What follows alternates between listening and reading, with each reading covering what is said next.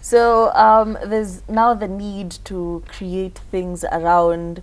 Now you're in Kenya now, so there's now the need to curate content that is consumable for Yes. Kenyans. Yeah. So now finding yourself always creating content, always pitching yourself to people. How do you pitch yourself to people now? Well, there's the basic marketing, there's the cold calling and emailing. But luckily, I focused on becoming so good at my craft that I managed to attract most of my clients. Like 80% of them came to me, and then the others either referral or me actually emailing them. So I would cook, I would shoot, I'd style and make it look beautiful, and I used to do recipes. So when I started my blog, I would post the images and free recipes for anybody. But my main aim was to become so good at photography so that I could get paid to do that. So right now food photography is everywhere. Everybody is on the gram, taking pictures of what they're eating, because it's also a way of interacting with one another. And I think food is one of those things that are it's a commodity that it's the same language. We all speak the same language. We all need to eat. We all experience birthdays, Christmas, whatever, around food. So it's something that I feel like will never disappear. Yeah. Okay. Yeah. So you have clearly put in a lot of effort into honing your craft and just being the best at what you're doing. Yeah. And while you're doing all of this, people come to you. Have you had an instance where a huge company approaches you, but instead of giving you actual money, which is, what you should be getting, they say, can we just collaborate and just give you exposure? How do you deal with such scenarios? Because it happens a lot for content creators. Exposure dollars. Okay.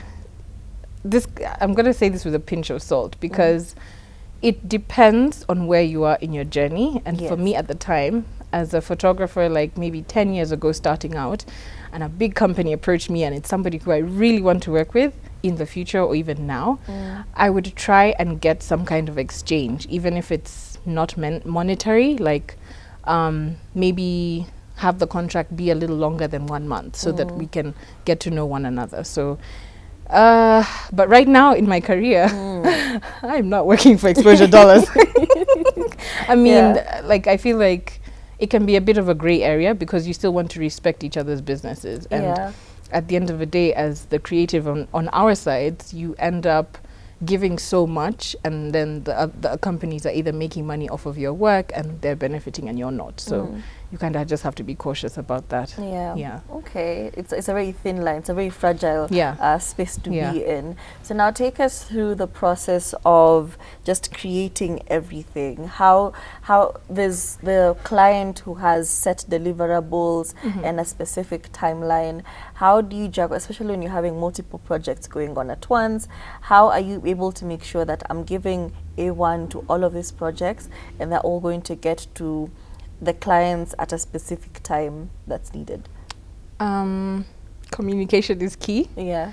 And then also understanding how much you can take on, because as entrepreneurs and as creatives, sometimes you just want a gig. You need to pay bills, you need to feed yourself, you need to get your business running, but you also need to know how much you can take on, because we are not machines, we're humans.